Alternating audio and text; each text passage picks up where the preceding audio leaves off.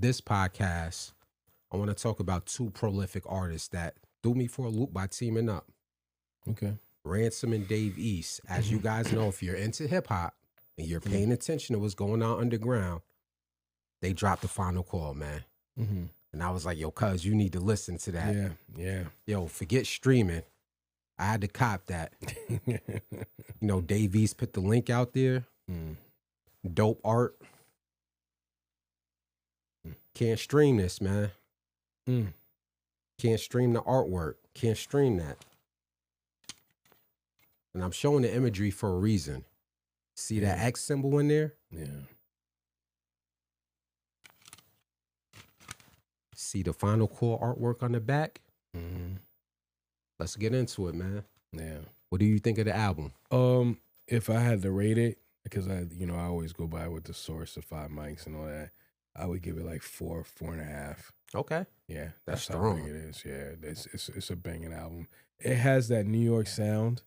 To kind of give you. Ransom gonna say he from Brooklyn, by the way of Jersey. Yeah, but it's still tri-state, baby. It's got that New York sound, and if you listen to it, it's.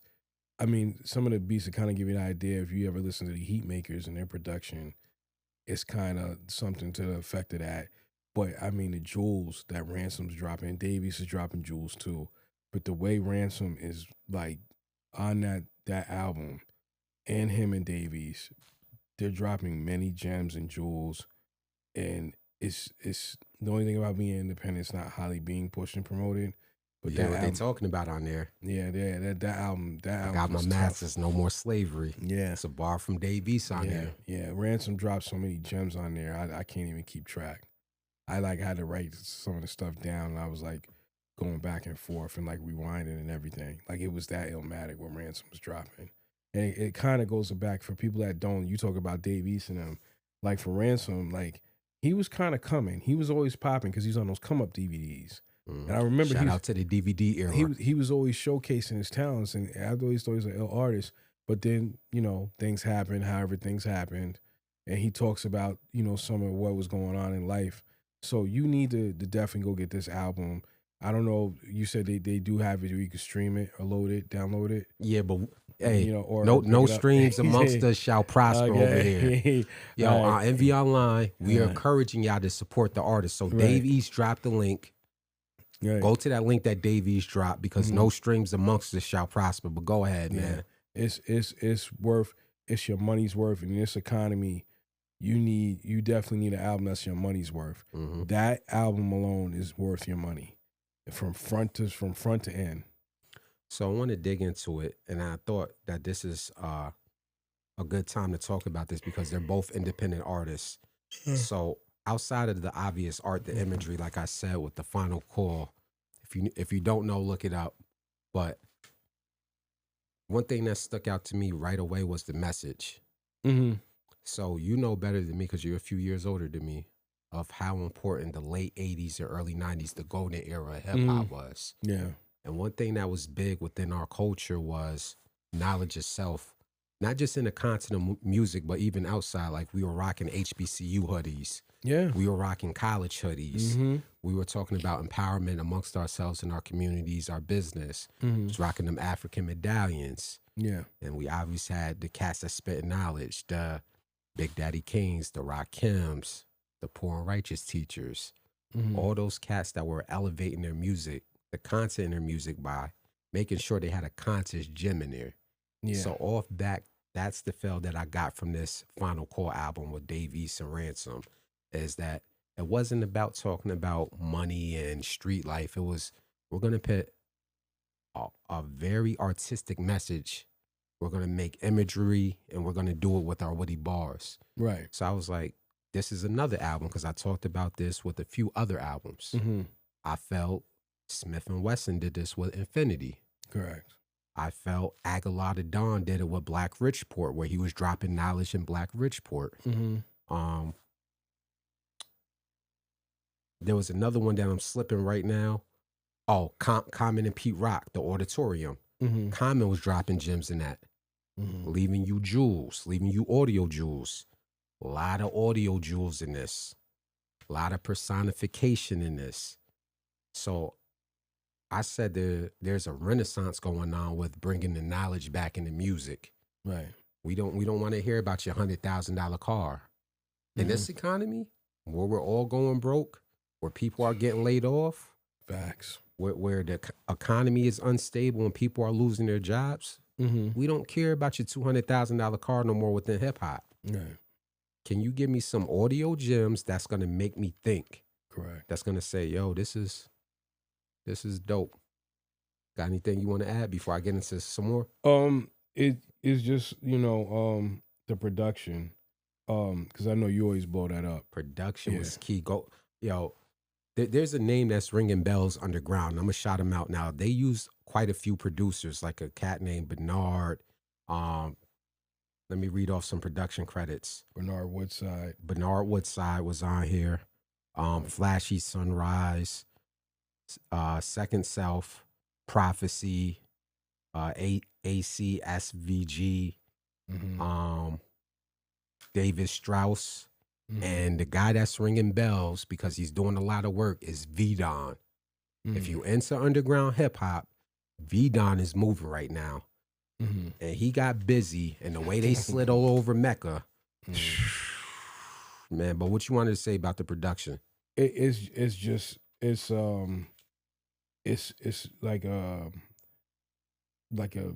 like for the flow. It's for a lyricist, for a rapper. Like I would love to hear, like certain people, like you, when you hear Toomp beat, you love it. Like any rhymer, if you can spit, you can be on that beat. To just give their credit to production, especially for Prophecy, because he did like 2 of the tracks on this album, and ACSVG and all them. There wasn't one song on this album where the beat was horrible. The beats were all 10s. That's what I can say. The only thing that's why I gave it 4.5. It's not gonna make it. It's not gonna make it to radio.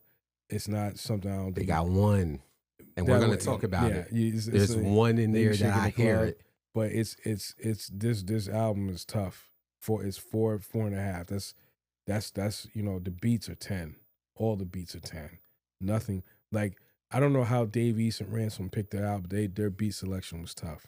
I commend them on that. Their lyrics were tough. You could kind of tell they treated this project. I know it's funny you say they treat this project like an album, but they treated it like it's like, I can't explain it, like it's like they like, yo, we gonna give our best on this. Iron sharpens iron. You're gonna know why we're respected. You know what I'm saying? Why who we are.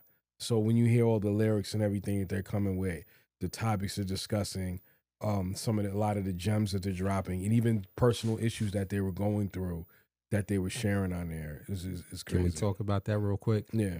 So there was a lot of gems in there, but both of them, I forget which track it is, but both of them were sharing their personal stories of growing up and dealing with. Ransom talked about on one track dealing with his mother having Alzheimer's. Yeah. And how can I raise you longer than you raising me? And how he grew up in a group home, and no wonder why I'm having screws loose, like the way he was flipping the bars and telling the story. Yeah. And then Dave East talked about his auntie and his parents having diabetes.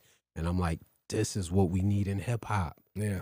This is a message. This is a story. This is something that the average person who's within hip hop can deal with, because we got family members that deal with stuff, with health issues. And I got family members, I'm not going to put the names out there, that grew up in group homes, that was placed up for adoption. My mother was placed up for adoption, dealing with that growing up, and so forth and so forth. So when I could hear an artist be vulnerable in the same way Meek Mills was vulnerable, he's getting a lot of praise right now. Not the segue or sidebar, but Meek Mills has a verse on Friday album, and everybody's going crazy over it because we thought Meek Mills was kind of dead in the water until he spit this verse talking about his father, bleeding his soul out about growing up without his father. And it went crazy on the internet. But jumping back to this album with Dave East and Ransom, the vulnerability that they put on certain tracks, yeah, man. Art, pure art, man. What? I'll let you go. No, I think that's dope. The farewells, the last track on the album, they were talking about, how they were leaving everything behind, like the the hanging out in the project hallways, the sitting in the 6x9 cell, Growing up. yeah, like they were leaving all that back behind on the farewell. That was one of my favorite tracks. Um, Blood and Water. That's my joint right When he was there. talking about being independent. One of my favorite lines by Dave East. He said, "Every chance." This is another track though. He said, "Every chance I get, it's like New Edition. I'm feel like Michael Bivins." I'm saying, like, just witty stuff like that. And that I mean, was they're killing it. So they took a lot of their personal issues or a lot of personal stuff in their personal life, put it and poured it out into these tracks, and then they mixed it with their lyrical combated skills, which is always a recipe for success. You know what I'm saying? It's always a recipe for success, definitely. Yeah, that's the joint that I like, where he was like, Hollywood, nah, my wife is darker than Marcus Garvey. Facts. Like, Ransom was just that small bar of him saying, Hollywood, nah, my wife is darker than Marcus Garvey, acknowledging the role that Hollywood plays with us. Yeah. Like, I ain't worried about that. You see what my wife is? I got a bad dark skin joint right here. Yeah, right. Facts. My favorite joint on that, I had a couple of them. So I'm going to go with the track. I love Blood and Water. I'm going to go with the track Mecca. Okay. The track Mecca, produced by V-Don. And the reason why I like that is because all three of them, there's an artist on there by the name of 22 G's. They was all sliding, man. They was all getting surgical. They was getting surgical. Yeah. And then at the end, Dave East like flipped their names in a bar, and I was like, ooh. So Ransom name and 22 G's name. So he ends it off with Hold Your Man for Ransom with a 22 Bentley Coupe Royal Blue, the same color as Penny shoes. Hold Your Man for Ransom with the 22. Right. Ransom, 22 G's. Yeah. Hold Your Man Ransom with a 22 Bentley Coupe. Royal Blue, same color as Penny shoes. I had to go look up Penny shoes for that. Then I had to go look up 22 G's because I wasn't familiar with them. Right. It made me go research artists, man. So that was a dope one. I love Soul Food and Mecca, produced by Bernard Woodside. I stopped raising my gun when I started raising my queen, meaning his daughter, meaning I started growing up being a father. Yeah. Again, grown man bars. Facts. Here's the one that's underrated. Al Kabir Beach. Al Kabir Beach. Y'all doing sophisticated rap? Yeah. They doing upper echelon rap, eh? Killing it. I was like, yo, I got to save my money up. I looked up the beach. I was like, oh, I can't afford that yet. Yeah, I got upper echelon rap. And then the way it sounded, I was like, oh, that, you know, obviously they're not gunning for radio play, but if that was a single, that sounds like something that can be played in the summertime on the radio. Now, the last thing before we move on, I want to commend them for was shooting the videos to bring the stories to life. Okay. The imagery from the videos, like I showed y'all the artwork, with them embodying the sound and the message of the nation with the final call, the Autobahn, part 1 and part 2. Part 1 was with Ransom, and part 2 was with Dave East. If you look at part 2, the video for part 2, the imagery of him embodying Malcolm X, he literally was spitting through the lens of Malcolm X growing up, telling the story of his mother and his father, and growing up going through jail and coming through the Nation of Islam. Right. And leading all the way up to the end of the Autobahn ballroom. Right. If you look at the video, I never saw nothing like that. Shout out to whoever directed the Autobahn part 1 and part 2, because that visual alone brought this album to life.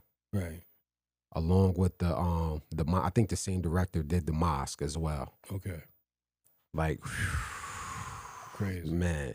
So while we're curating hip hop again, go buy this album and go look at the videos.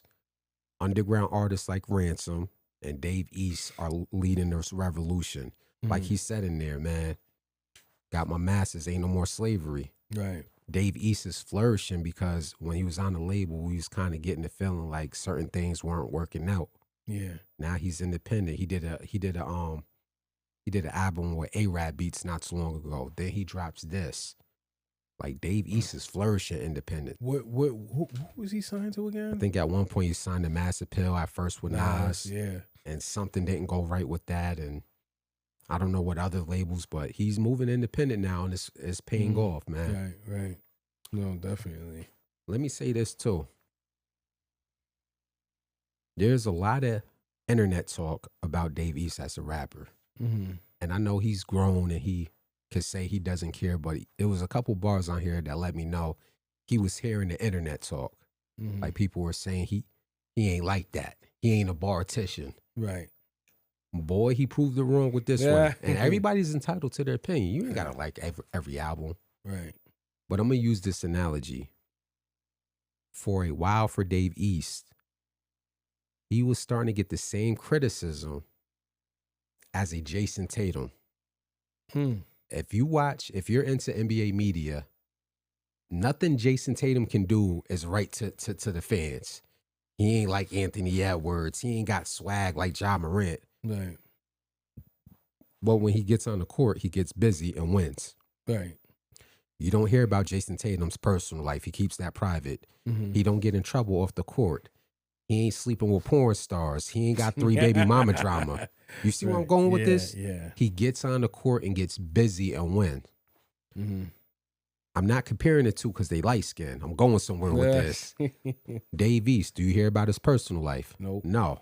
Do you hear about any baby mama drama? Nope. No. Is he getting in trouble? No. Don't hear about none of him getting in trouble. Mm-hmm. What he does, he gets in the booth and raps. Right.